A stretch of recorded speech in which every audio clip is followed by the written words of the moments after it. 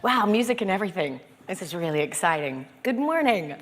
I think everyone's still a little sleepy maybe from having watched the game yesterday, so let's liven this up a little bit. Can we have everybody stand up? And you guys are so far away from each other, this is gonna be a hard task, but one of my favorite things is this Chinese old saying. And I think this is fantastic that it came from ancient China. And the saying says, when sleeping women wake, mountains move.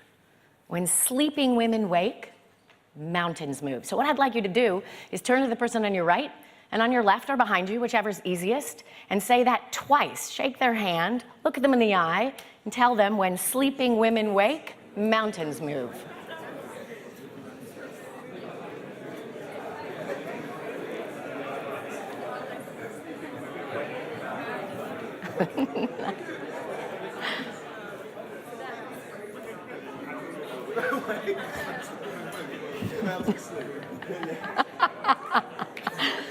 Mountain sleep, women wake, something, some combination in there.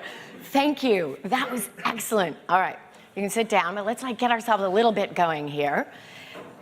How many of you have an amazing woman in your life? Whether it's your mom, your sister, a daughter, how many? Okay, so other folks, no, not quite. I'm guessing that every single person here has an amazing woman in your life. This may have been your mom. This may have been your grandmother. This may be your sister, your daughter, your niece, a friend. And I'd like you to take a moment and pause and think about her. And for the women in the audience, this could be you, or this could be a beautiful woman that's in your life. And I really want you to think about, for a moment, just pause and think about one extraordinary moment with this woman in your life. One moment where they inspired you, where they provided care, where they challenged you, where they maybe caused a shift in your life. Was there a teacher? Was there somebody that challenged you to be more who you are?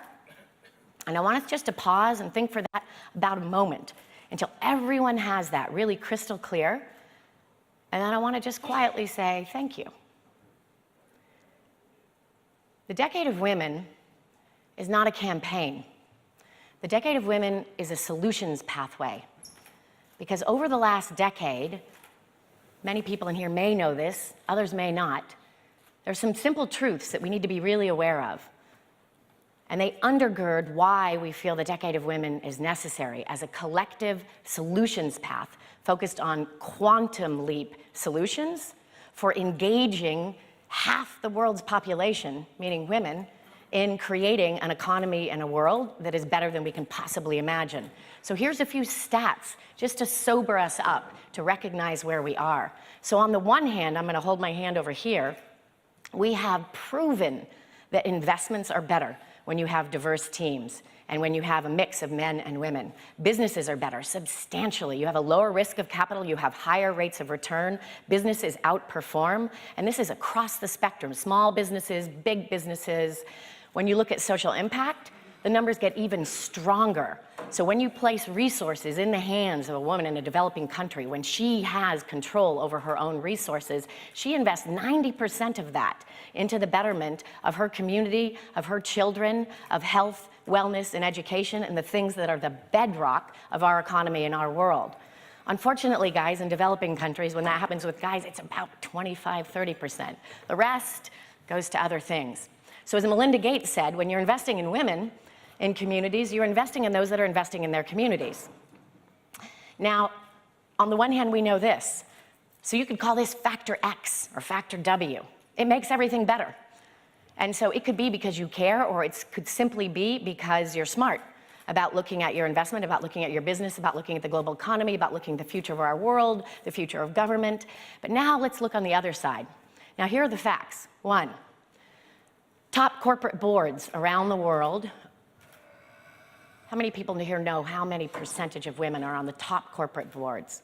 Just raise your hand. Somebody call it out. What's the percentage of women on the world's largest corporate boards around the world? Anybody know? Everyone's like, it's too early, I haven't had enough caffeine.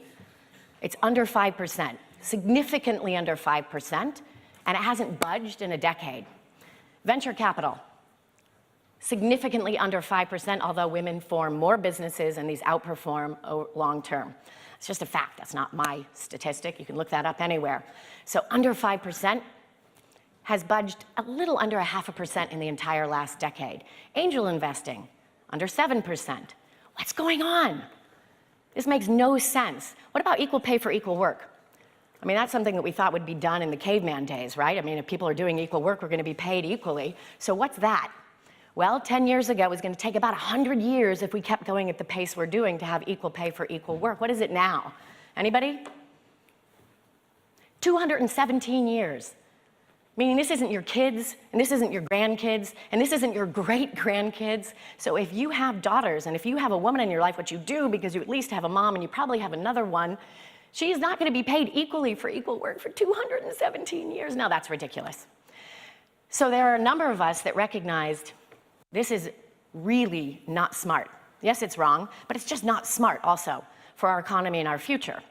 And so we said, we've got to bring together a coalition of individuals and corporations and the United Nations and a whole set of groups.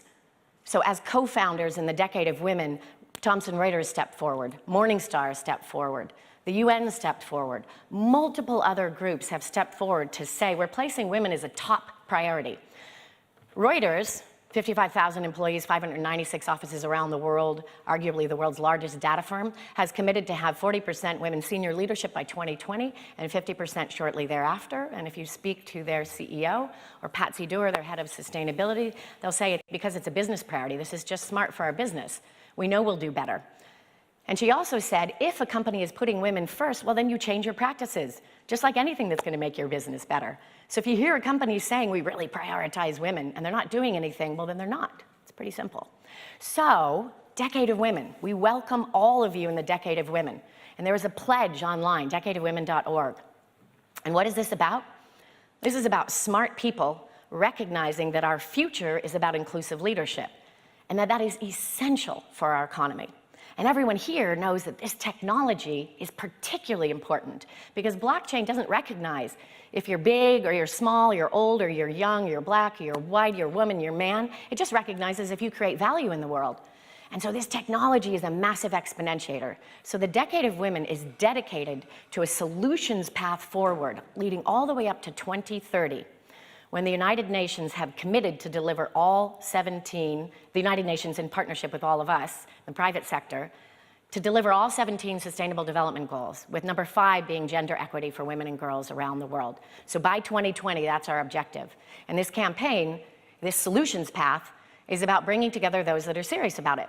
And you have an opportunity to engage in this because this is a solutions path that's meant for everyone. So all those in there are saying, forgive my language, incrementalism. It's not going to work. Forget it. It's actually dangerous at this point. We need quantum leap solutions because 217 years, that's not going to happen, right? This needs to be within this decade. So welcome all of you to the Decade of Women. And this is about levering and marshaling this extraordinary technology to be in the hands of half of the human population so that we can go further than we'd ever imagined. So with the Decade of Women, we know that the best solutions are not going to come from all of us thinking we have them, because if we figured them out, we wouldn't be where we are now. So we need new solutions. So we supported, as Fifth Element Group and as the Decade of Women, we supported HackQuantum. Beautiful vision from Jane. And this is focused on quantum leap solutions to make the impossible possible. Quantum leap solutions to ensure that those stats that I just described to you are flipped entirely within a few years. And we're delighted to say that the results of HackQuantum, the Decade of Women HackQuantum, from this last weekend vastly exceeded anything we could have hoped for. Extraordinary teams and innovation that are integrating blockchain and digital assets to exponentiate the power, the financial reach of women, and in this case, to focus on solving world hunger. So we are thrilled to say that out of all of the teams that presented, we have 2 teams that rose to the top as winners for the hackathon. And you will hear from both of those briefly. It's Waste Curb and Soft Power. We have 5 teams, those 2 and 3 others, that we recognized have the potential, though, with a little more work, to rise to the level of a Quantum Leap prize. What this means is that they're going to lead at least a 100x change in where they're focused, the baseline that they're focused on. And it will serve at least 1 billion people by 2030. So we have 5 that are competing for this prize. The winning team will be brought to the United Nations on September 21st for the SDG Finance Summit to be able to present to global investors from around the world to scale that innovation massively. So we are deeply honored to have been able to support these teams, and we really look forward to seeing how these teams are going to transform the world. And we know that there's lots more of those kinds of ideas and innovation out there, so we welcome hearing from others that think that you can meet that same bar of a quantum leap. Last thing to mention, we'll take a couple questions before I turn this over to Jane, who will introduce our teams, and then you'll hear a few minutes about their extraordinary innovations. And hopefully you'll be thinking, how can you partner with them? Maybe how can you collaborate across teams and other individuals? The last elements to share are, as Fifth Element Group, we are a purpose-led company that is focused on leveraging blockchain and digital asset solutions to realize quantum leap solutions for the Sustainable Development Goals.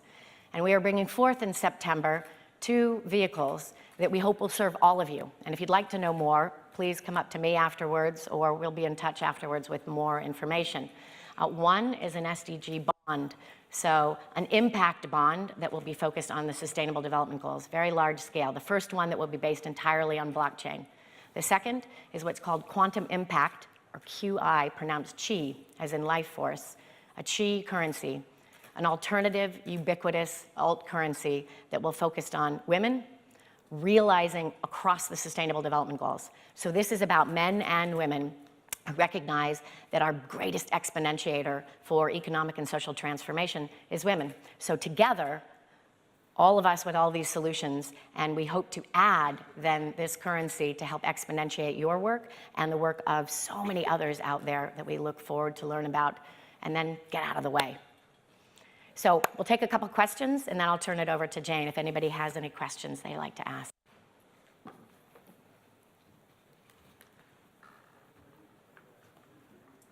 Everybody's contemplating that amazing woman in their life and thinking, wow, what would she ask? So with that, and I really would like, because it's early in the morning again, let's stand up one more time. And now what I'd like you to do... Once more with energy. Come on, guys. Come on, we got some energy. And what I'd like you to do is do a shout out for this woman, right? Yeah!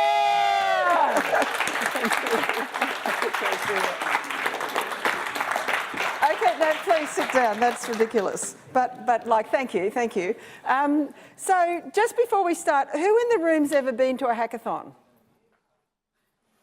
For those of you who haven't got your hands up, really think about going. It's an absolutely amazing opportunity, and you will learn an immense amount through going through this process. So just to run through what these teams have been through to get to the point that they're here to present their projects to you. People arrive on Friday night. They don't know each other. Sometimes you get a couple of friends, but generally it's just people who've come to participate in a challenge over the weekend. You get a mix of people. You have people who are developers, you have people who are coders, you have people who are business analysts, you have people who just came to learn about blockchain, and you have people who just want to eat pizza and drink beer. And so you have this whole mix of people who turn up. Usually we had about 150 turn up at Cocoon Networks on Friday night, and we put the challenge to them. And so on Friday night, some people have already got an idea that they want to form a team around for the challenge, and the teams start forming by Saturday morning. People have formed their teams, and then they work right through Saturday through to mid-afternoon on Sunday. They have to fully develop the idea, build some code and a smart contract, and form a pitch that's going to be a winning pitch so that the judges are going to pick their project rather than another project. So it's quite high pressure. It creates rapid intimacy, if I could say that. So people get to know each other really quickly, and they only met on Friday night. And then it uses all of these collective intelligences of the group to come up with the solution to the challenge. So what you're going to see here today is 2 teams who literally met on Friday night who didn't know each other before and who worked right through the weekend to come up with the pitch that you're going to hear and their solution to the challenge of global hunger. So I'm really proud and thrilled with both of the teams who've come, because I think they've both got amazing projects, and I'm not going to introduce the projects because I want them to introduce themselves to you and you can see for yourselves. After each pitch, we'll have questions and answers, so if you've got questions, we can either give you a mic or you can do it on Slido. So the first team who are coming are Soft Power. So big hand for Soft Power, please.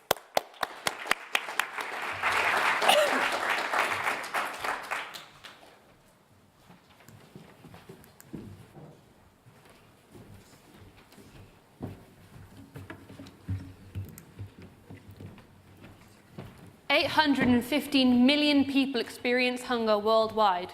We know that if women had equal access to the same resources that men had, we could reduce this by 17%. Education is critical to these resources, and women are undereducated all around the globe. The first 9 seconds to launch are the most critical for orbit. After that, things get a bit easier. Rough approximation of a quote by a chief scientist from NASA. We aim to steer the first 9 seconds of orbit through pilot communities that are allowed to trial and error their own business models to sustain their own flourishment and to then support other communities. So our goals. 1, starvation mapping. We want to target the most needy areas around the globe. We will deploy our seeds, wearables, which will give them access to the Chi tokens. These wearables will take health data to detect where the most hungry areas are. We will use this data to target these areas via drones or other means to provide them with food. This trust in what is possible will found Chi communities, and through these Chi communities we will foster a conversation. This conversation will allow us to launch our hunger projects, which target things like waste food management, water management, agriculture. All of this data will be stored on the blockchain. This means we can transparently track the progress of our communities, and we can real-time monitor them and reward them through the Chi tokens. Once these communities have reached their goals, this will allow them to launch their own ICOs, and through these ICOs, cross-pollinate so they become self-sustaining and start supporting their own communities just like them through decisions they are making. What we have developed is a web platform that supports the goals of our project. We want to be very transparent about the data that we are using. This is a starvation map that shows the areas most needy. This shows the growth map, which shows the health of our pilot communities, where they're progressing towards their goals, and where they are located. This information is also available in a table, which will show quarterly goals.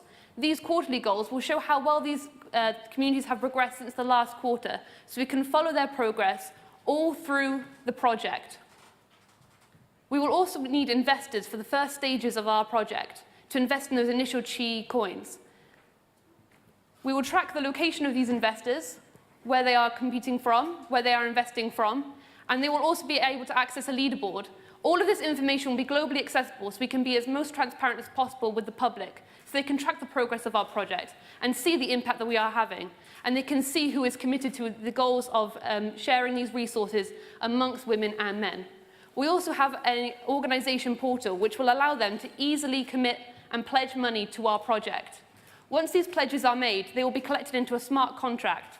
Once that smart contract has met its threshold, these resources will be distributed amongst our pilot communities, and investors will be able to track the communities that have received their investments, so they can see the progress of these communities and see what difference their investments have made for these communities. We also have available a portal for the individuals that will have access to the internet. So these are for the individuals in the communities to help them foster this conversation. In this portal, there will be a skills page, which will allow them to track their own education goals, so they can make their own decisions about how they want to best learn to support their communities and meet their own civic goals, and track themselves as they progress through these processes.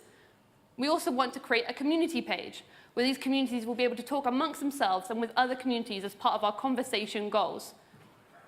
Of course, also accessible to these communities will be their wallet, which will hold their Chi tokens, so they can see where they've invested it in the past, and they can see where they might like to make future investments. And they can see what difference these investments they've made in their own communities have made to the overall health, education, and flourishment of their community. What's unique about our project? We want to collaborate. Our project is not about controlling how these communities act and how they proceed. It's about giving them the space to flourish and using all the resources and all of the minds and all of the inspiring ideas that everyone has to help best support these communities and allow them the freedom to flourish. Our goal is to be scalable. We don't want to micromanage how these communities behave. We don't want to enforce certain ways of behaving or enforce how they should make investments. We want them to be able to make their own decisions about their own futures. We want to utilize this new token economy to allow the sharing of resources from organizations to communities and ultimately amongst the communities themselves. This will allow exponential growth by community pollination. We want zero hunger. We want to reduce this 850 million by 2030. But we do this through community. We do this from an understanding that these communities know what is best for themselves and that they know how to best support themselves. We are soft power. Thank you.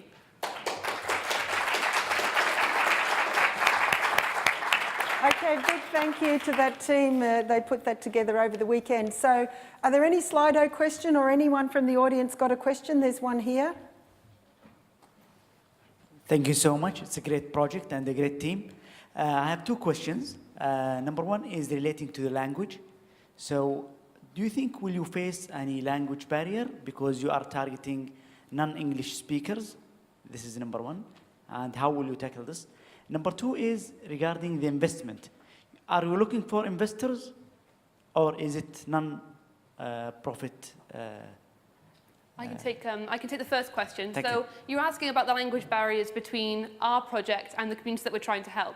Because we want these communities to, in a way, help themselves, we want to have as much of a hands-off approach as possible. We don't want to come in and enforce the ways of behaving. We don't want to come in and overtake their communities and make them behave in the ways that we think they should. We want them to communicate amongst themselves. There will obviously be some language barriers in terms of the initial stages of setting up these G communities when we are trying to steer the direction of these communities.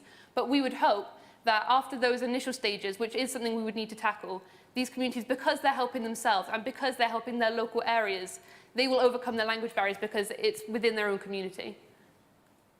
Can one of you take question two? And regarding the investment questions, this investment can come from any super state, such as World Bank or IMF or any organizations who is wanting to contribute to this project. So we make it transparent so that it can be tracked via the smart contract and the blockchain.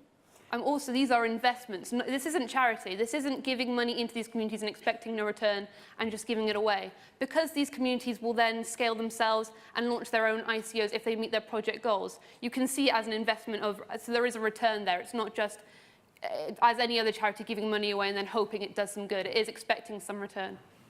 But if you're an investor and you like this idea, just remember it's a hackathon team, not a company yet, and maybe you can help them go to the next stage. Anyone else? Any other questions? Hi, thanks. Interesting presentation. Just on, at least a few years ago, one of the academic reasons for famine was not actually the absolute amount of food. It was more the a breakdown in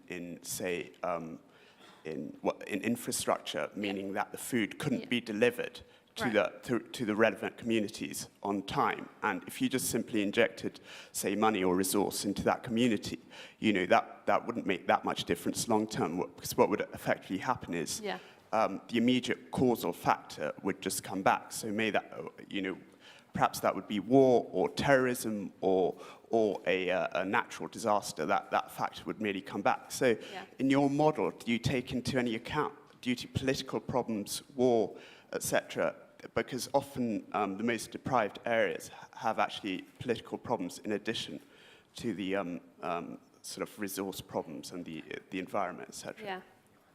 Okay, so what you're asking is, will the political situations in these communities be a hindrance or a barrier between us? I believe that's what you're asking, us helping them and being able to provide. Do you take that into account in your model anywhere? I mean, in terms of access, etc. Will you be able to deliver the food? Will you? I mean, that's quite an important factor in many of these areas. Yeah, that's a really, really good point.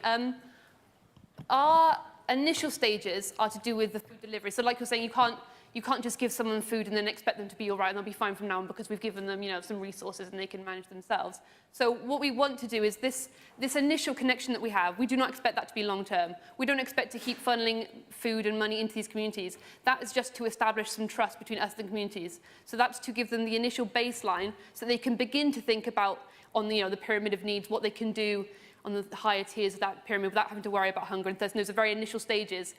Our skills, our education process, so that was to do with the skills page that I briefly spoke about towards the end, is all about outlining things like civic responsibilities, how they can engage with their own political systems, and it's these goals that they set themselves. So we don't want to come in with a heavy hand and say, well, we disagree with your politics, we disagree with this. It's not a war against soft power in these communities or the other political powers in play in their communities. It's what we're trying to do is empower them to be able to look at their own political situations and give them the tools so that they can solve these problems, rather than us coming in with a heavy hand and trying to enforce a certain way of engaging with their local communities or local politics. Was there another team member to respond here as well? So there is another thing, is about collaboration. So we're already open to those stakeholders who already established themselves within the territories. So they have connection with tribes, with villages. They've been there for many, many years. They know exactly what infrastructure needs to be put in place. So, and we're already in touch with those people. So we're open to collaboration. It's about unity project, okay? So it's possible. The answer to it is possible to go beyond political conflicts. So we'll take one last question and then we'll go on to the next team. One up the back there.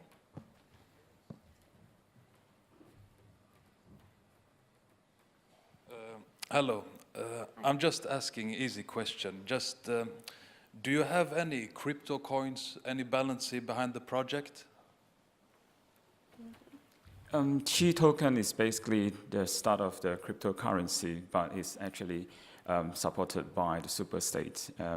And once this community is able to self-flourish and their so-called project has reached to a certain threshold target, then they are able to launch their own community ICOs that will spark another round of the ICOs to let them self-flourish and sustainable for longer terms. Okay, big hand for this team. Thanks very much. It's awesome what you can do in the weekend. Good job. Thanks, guys. Good job.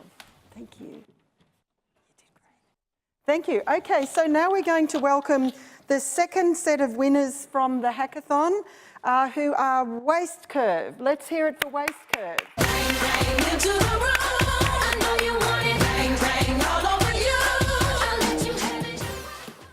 Good morning, everyone. We're very excited to be here today to present to you our hackathon winning idea, Waste Curb. Our solution leverages blockchain technology to improve global hunger and gender inequality by reducing food waste and loss. 1/3 of the food produced in today's world goes to waste. That's 1.3 billion tons of food and is enough to fill 50 million trucks. That's crazy. The problem is twofold: food that is being wasted, prepared and goes to waste, and food that is being lost along the production supply chain. This problem is costing us $1 trillion every year, and hence the UN has highlighted in one of its targets to eliminate loss and waste of food by 2030. Food waste is mainly a problem in developed countries and causes huge environmental damage. And in developing countries, food loss is a major issue due to farmers not having the right technical, financial, and managerial capabilities. Up to 80% of farmers in these developing countries are women, but they don't have the same access to credit, land, and technical knowledge as men do. The UN has highlighted that if women had access to the same resources as men, that global malnutrition would be reduced by at least 12%. And that's why any solution that aims to target the food loss or food waste problem must engage and empower women. So what if we could harness the power of frontier technology to create a global ecosystem that both reduces food waste and loss across the globe while empowering women? And that's what our Waste Curb solution proposes. With our solution, governments in developed countries would be able to implement a waste credit system that targets food loss and that is in turn distributed to developing countries to invest in their agriculture and food supply chain. We do this in 3 steps. First, local businesses are given a waste credit allowance, which they'd be able to buy or be rewarded in waste coin credit through our network. Governments, through our government portal, would be able to track and monitor their food waste being produced, and then any coins will be distributed through our Waste Curb blockchain network straight into the digital wallets of women, NGOs, and microfinance funds in the developing world. These funds will go straight to digital wallets of women to be able to meet basic household needs, learn sustainable farming practices, and have credit in order to own land. Thank you, Dana. We see a huge impact. So waste curb is actually a local solution, definitely for a global impact. Actually, based on the UN latest estimates, if we save 25% of the global food waste, we could feed 870 million people. So if waste curb saves 2%, then we will be able to feed 400 million people by 2030. This number can go up to 1.8 billion if we achieve 10%. So in developing countries, we're probably going to see more food for cheaper. In a macro level, we're probably going to help solve the imbalance between developing and developed countries through the implementation of our system.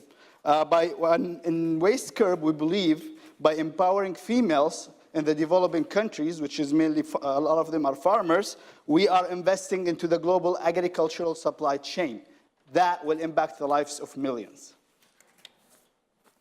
Beyond social impact, from an investor perspective, Waste Curb actually adopts a highly lucrative business model. First, it's highly scalable, as it answers a UN call. Second, it's actually embarking on the emergence of smart cities around the globe. So initially, we will be looking into accessing the smart cities in the Middle East, Neom and Dubai, and as we grow further, we'll expand globally. In terms of revenues, the seamless integration of blockchain-based coin system, cryptocurrencies, and e-wallets, we hope to cut off the middlemen and capture more of the value for our beneficiaries. And our revenues will be mainly from the coin issuance, the transaction fee, and the licensing, integration, and implementation services that we will be offering to governments. So, interested, let's talk after the presentation. Now we'll move on to Wasik, our colleague, to take us through the different modules of the application. Thank you very much, Haydem. Our solution comprises of 4 different tiers, or you can say 4 different modules. And the first module is the government portal, and the second one is a token, the second one is a web portal where it's a blockchain-based backbone, and where we create the tokens or hash codes. And the third one is a QR code scanner, which will be used by the bean collector. And the third one is the digital wallet, which is for the end users from the developing countries. To demonstrate the system, if we go to if we go into the to demonstrate the system, QR codes get generated from our dash panel. Businesses and households can order these codes from our dashboards, and it can be they can use any cryptocurrency, or they can exchange with any local currencies. And when the bean collects the bean, they will have a Waste Curb app. They will scan the code, and that goes back into our system, which is our backbone of system, which uses a blockchain architecture. And if we go into the dashboard of the government dashboard, you can see that we can look into the government dashboard. You will be able to see the stat changes in a live or instantly. And here you can see the total waste which has been converted into digital currency and where this money has been distributed. We have 2 different maps. We have two different maps, which is one for live and one for live waste collection. Another one is live distribution. And we have an end-user application, which will be used by the developing countries, women in need. So they will be able to sign up to the application, and the money what we collect, it will be distributed straight into the app and seamlessly. And the money gets segmented and allocated into four different segmented in 4 different areas, such as expenses, educations, as well as investment. And these monies are not liquid money, so they have to use it in particular areas, not only if they want, they can actually withdraw the money. Thank you very much. Thank you. Questions from the floor? We've got a mic. Anyone got questions for this team? It's super clear. Oh. Oh, okay, there's a couple of Slido questions here. So let's take those. Eradicating hunger is largely about making distribution and last mile food delivery mechanisms more efficient. Maybe blockchain can operate in an open ledger. And then the second question is, how do you expect people in developing countries to implement this technology without basic internet access and with corrupt governments? So who'd like to tackle those? Okay, I will take this question. I mean, it's a very good question. Like in some developing countries, they don't have the technology. But if we go into third world country, nowadays, like pretty much everyone is using mobile application. Obviously, we will be partnering with the technology companies and providers, and through them, we will be able to provide them maybe an access to internet, and obviously 4G, and also we will be talking to companies like any networking companies, like telecommunication companies who can be partnered with us. And also, I know like Facebook is also running, providing like internet in the developing countries through drones, as you know. So I think we can actually partner with some of them, and we can actually talk to them if they're interested. Thanks. Can we take the other question, which is how the waste credit system works? I can take this. Yeah, you can take it. Okay, perfect. So the waste credit system works similar to a carbon credit system. So governments would be able to issue an allowance to local businesses as well as households of a certain waste credit. And then if that is exceeded, there needs to be a purchase through digital coin, like the Qi coin or currency that's being proposed, through our network, and able to access an additional waste credit over and above the allowance that's provided. Any waste credit that's not used or any allowance that's not used will be provided as a reward to households and businesses to be claimed through various government programs. Essentially, it's all utilizing the Qi currency through our network. Fantastic. Big hand for this team and for the project they developed. Thank you very much. Congratulations. Look, thanks very much, and I hope that you're also impressed with what people can come up with just over a short weekend, but also the potential that these projects are showing you about how blockchain and frontier technologies may well be able to tackle some of the most serious global problems that we have. And the questions were great, and that gives the teams an opportunity to think about some other angles that they might not have thought about over the weekend. But once again, big hand to the teams and all of the other people who gave their weekend for free to come up with these solutions. Thank you.